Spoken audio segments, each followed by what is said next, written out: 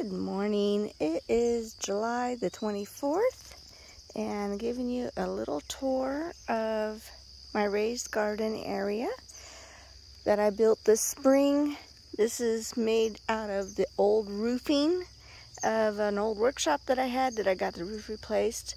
And so I took the metal and ripped it in half in order to make these beds. So they're about 18 to 20 inches high. And then filled it with sticks, old hay, bunny manure, and compost. So in the beginning here I have, that's pretty in pink Eden climbing rose, which I'm going to look forward to it climbing all the way up the entrance archway. And then I have another damask variety of a rose on this side. And then as you come in, I've got cucumbers and cucamelons. I made the mistake this year of planting the cucumbers on this side and the cucamelons on this side. And you can't really see the cucamelons because the cucumbers are kind of drowning it out. So it's kind of hard to find those little guys. But they are doing pretty good and growing up. And then over here, we got the sugar baby watermelon, which are ripening very nicely with lots of babies around.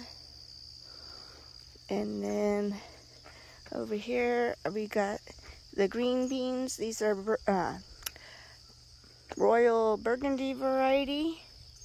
And they're coming along with beautiful flowers on them. And I got some getting ready. This is a pretty bean. I like this. I like this variety. That'll turn green when you cook them. This is my first time growing them. And then my pollinators, I got some zinnias growing. Gorgeous, gorgeous. And over here is the Kentucky Wonders. And they're growing up. I'm looking forward to seeing those mature. I had struggled with the beans a little bit. The first seedlings kind of died, so I had to replant some. And then in this bed over here, they all died. So I replanted more Kentucky Wonders, and they're doing great. I did plant some carrots in the front here, but they all died except for, I got one here.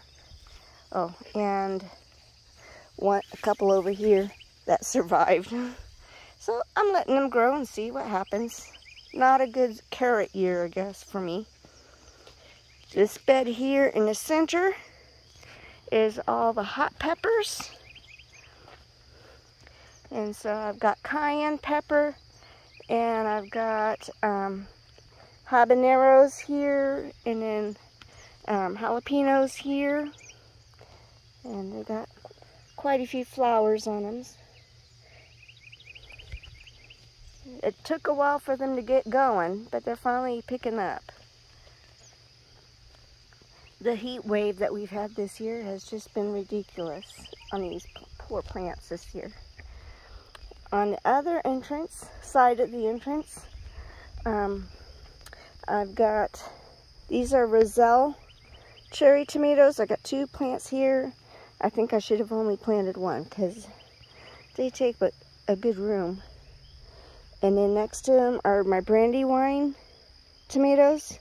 And they are slow growing. They are still really small compared to everything else. But when I looked it up, it said that they're a longer, at least 100-day growth. So I'm hoping these will be my fall tomatoes, hopefully. In front, I've got, this is Thai basil, and so far, I haven't had any insect problems in these tomatoes. So I'm thinking the Thai basil or the basils are helping with that. So I've got some sort of basil growing in front of my tomato plants. These ones over here are beefsteak. I got some starting to ripen, but it's growing up pretty good comparative to the brandy wine. Look at the difference. Don't know. We'll find out. Then as we go down this path, on this side of the bed, I've got honey nut squash. There they are. I got a few of those growing up the vine. Beautiful flowers. I love those flowers. And see the pollinators? Absolutely gorgeous. This garden has been full of butterflies. Go ahead, little guy, do your thing.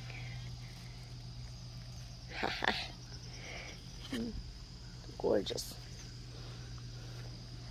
On this side here, I tried planting some carrots at first. Those didn't take.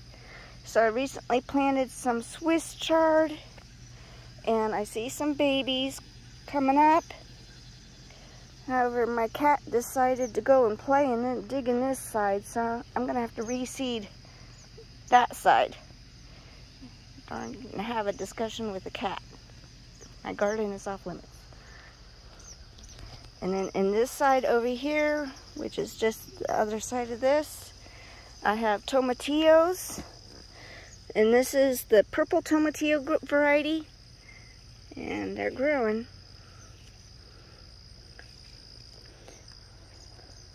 And here's another tomatillo. With tomatillos, you gotta have at least 2 near each other for them to grow. They need friends. And then I got more honey nut squash on this one. I'm looking forward to seeing how the honey nut tastes. I heard that it's very sweet and a lot nicer than the butternut. And beautiful flowers.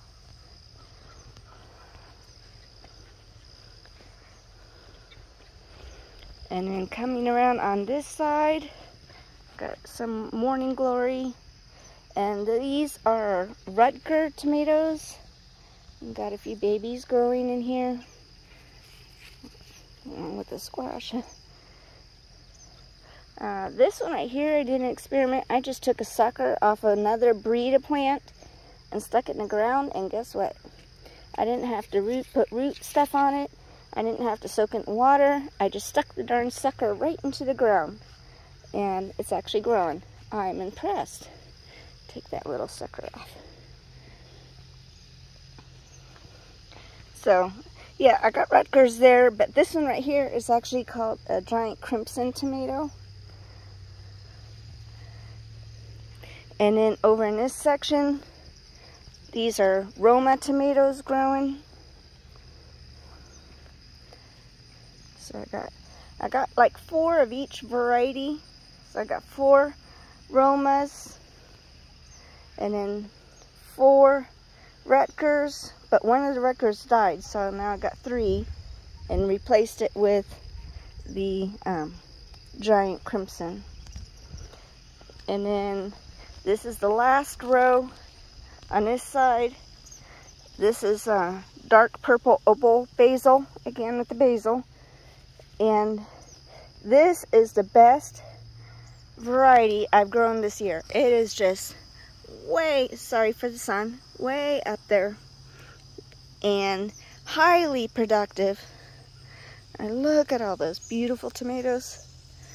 And this is the giant crimson. This is an 85-year-old seed from Michigan Gardener. Look at all of those. Absolutely gorgeous. I'm so looking forward to seeing them ripen. Look at that, pretty.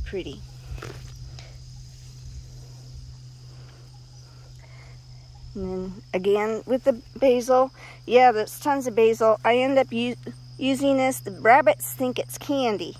They love this stuff. So I prune, these ones I prune down, given to the rabbits, and then they'll grow up. And then I'll give these ones to the rabbits, and then rotate around to all the basil plants, and get some for myself. Now this variety of tomato is the Cherokee Purple, and it's got a few babies on there as well. Gorgeous, absolutely perfect, no bottom rot. And I found a tip online and I followed it, and none of these tomatoes are having, well, that one might have a little bit, but I planted a crack, I dug the hole, put an egg in the bottom of the hole and give it a crack, and then planted the tomato plant on top of it, and it seems to be really doing its thing, helping. Very healthy, and no bottom, mitigated that bottom rot. Gorgeous. On this side I have Amish paste tomatoes. I've got 4 of those, and I'm waiting for those to continue to growing. So far there's not too big of a producer. Got some there, got some on this plant, but I'm hoping to get more out of this. So anyway, there's the tomato plants. And there's that row to keep you updated with the plot. And there's that row. So that's that side of the garden. Over in this bed, over here is the sweet peppers and the tulsi or holy basil.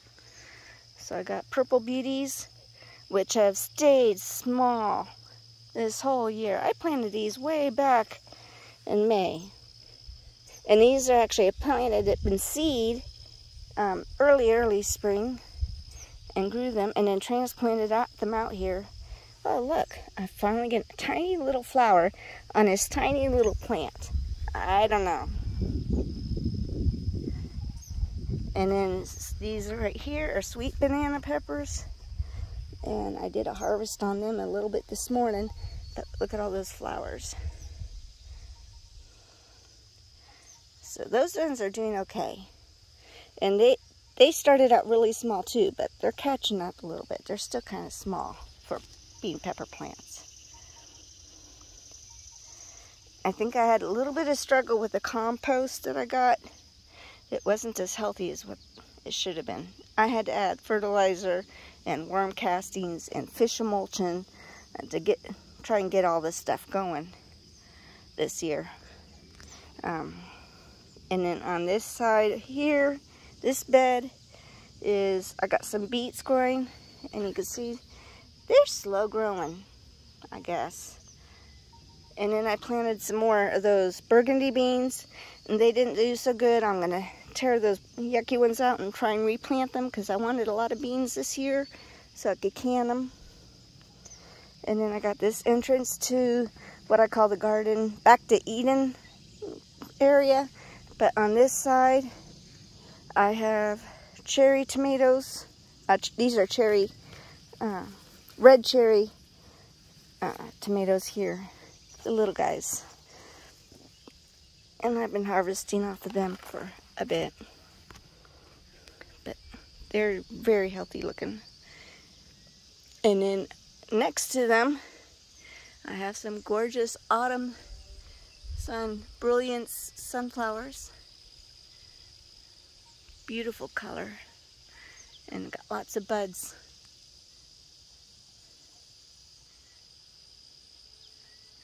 Little pollinators. And then this is the beauty. I love, love, love this. This is loofah for the bath sponge. It hasn't started flowering yet. I hope it hurries up, because loofah takes a very long time to grow. But that archway is so beautiful. And it's a good 10 degrees cooler when you're underneath it. Yep, okay, I'll stay in here and cool off for a minute. Look at the size of those leaves. Absolutely gorgeous. And then over here in the shade, so it stays a little cooler, are radishes. It's got some bug damage on them, but not too bad. Well, that one has some. Trying not to put anything on it. And the loofah, I planted 2 over here, which are going up. And then I planted 2 over here. And planted these 2, took off a lot sooner. And have gone all the way up and over. Are doing a U-turn and going back. And meanwhile, these 2 are catching up. Next year, I might just stick with 2. I heard that these things go crazy, and it looks like that they are. So in the back to Eden area, this is where I no-tilled. I laid cardboard down, old hay, and some bunny manure, and then some compost on top of that. And it looking very pretty and gorgeous.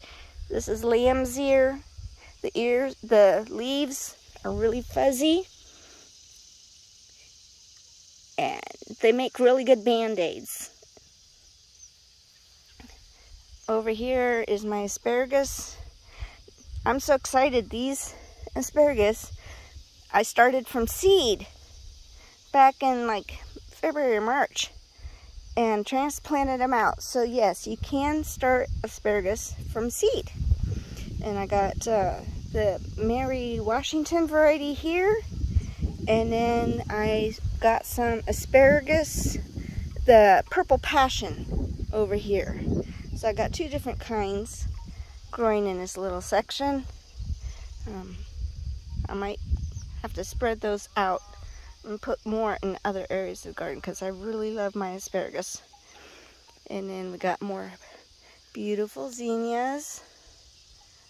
Absolutely gorgeous. And in the corner there's some hollyhock, and it's a double champagne variety growing there. It won't bloom until next year probably, so but I am so looking forward to seeing that. It's going to be absolutely gorgeous. And then in front of those I got some dahlias, which I planted from root this year, and they're finally getting some buds. Let's see, zoom in there. Look at the pretty buds. Excited. And then more zinnias. And then I tried to plant some rhubarb in here, but it did not take. So no rhubarb this year. I'm going to try it again next. Maybe I'll try and plant some this fall. And then I have some Elysium, Royal Elysium growing in here. Hoping to spread a little bit in here. Make it pretty. And then this is called soapwort. This right here, you can actually take the leaves and the flowers and make soap out of it. Dish soap and what have not. So there's the emergency soap supply. And then that is a variety of damask rose. Damask is the highly fragrant roses from the Middle East area is where they're really grown. That makes the perfumes. And then next to that are the okra. And this is the ying orange variety, or orange ying. I forget how that goes. But I've been harvesting on this pretty regularly. And you can see it's got, oh look at that, isn't that pretty? So pretty.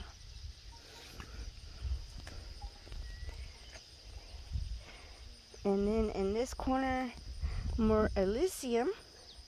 And then I have the Cosmos. And look how gorgeous.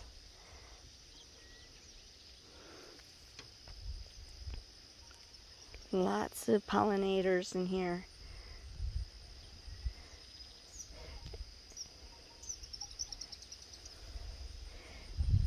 Absolutely gorgeous.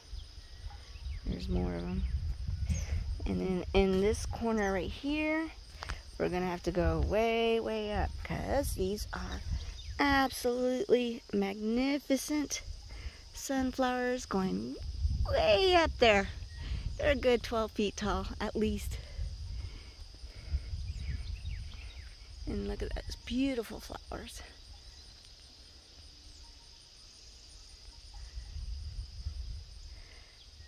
And the sunflowers, I put a little table for me to enjoy here. In my bowl of harvesting this morning. But the sunflowers give me shade in the morning. The loofah will shade it in the afternoon. Love just sitting here next to the flowers and enjoying this garden. So anyway, that is the progress of this raised garden bed. It's I think about 1,000, 1,400, about around there square feet. So the beds, what I did was I just ripped them in half and put a 4x4 in and bolted them in with metal roofing screws. Is all I did for now. I do plan on improving this by putting a 2x4 going across the top edge, so I'm not dealing with the edge there and corners to prevent, you know, that area. So this is a work in progress, but the 4x4s, I mean, even here, ran out of 4x4s, so I put two 2x4s together. I have like zero cost in these beds except for the compost that I put in. So you can reuse, repurpose. You know, if you find someone replacing their roof, say, hey, I'll take your old roofing. Oh, and I did purchase the landscape timbers in here to make a division in here for the Back to Eden section. Oh, and I did buy the mulch, the wood chips. But if you get them by truckload in bulk from a supplier, outdoor supplier, it wasn't that bad. So the most expensive part was the compost and the mulch. Everything else was stuff already on, oh, and the cattle panels. Yes, and the price of cattle panels is going up, but they're a smart investment to have and will last for years and years.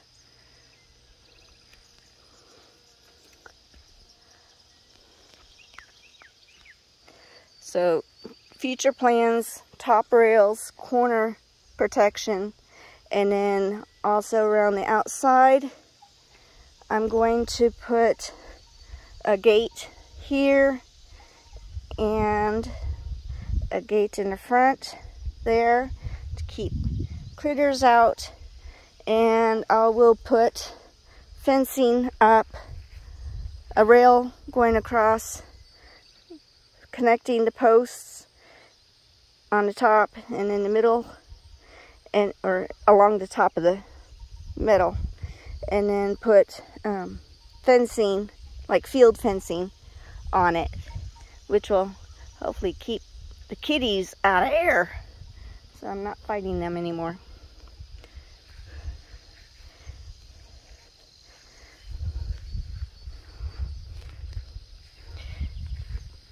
Anyway, that is the progress of this bed, raised beds. So glad I did this.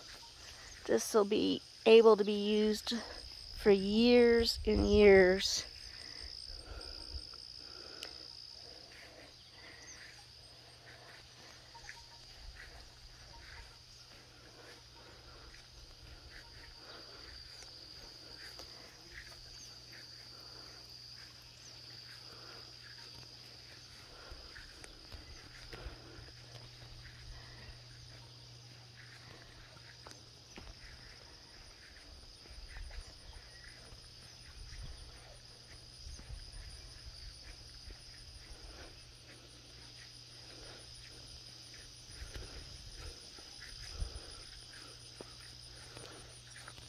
take you a walk around the backside so you can see.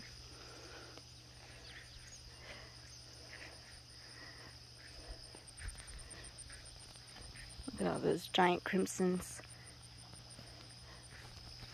So happy with this variety. Amazing production. Amish paste.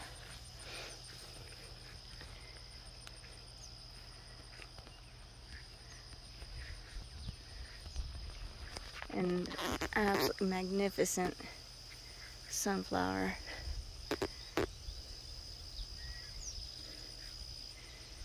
Look at all those pollinators.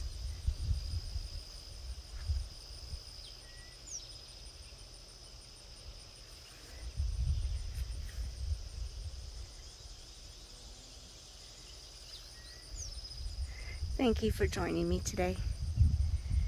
This is Songbird Acres. And yes, you can do this on a budget. Have a great day.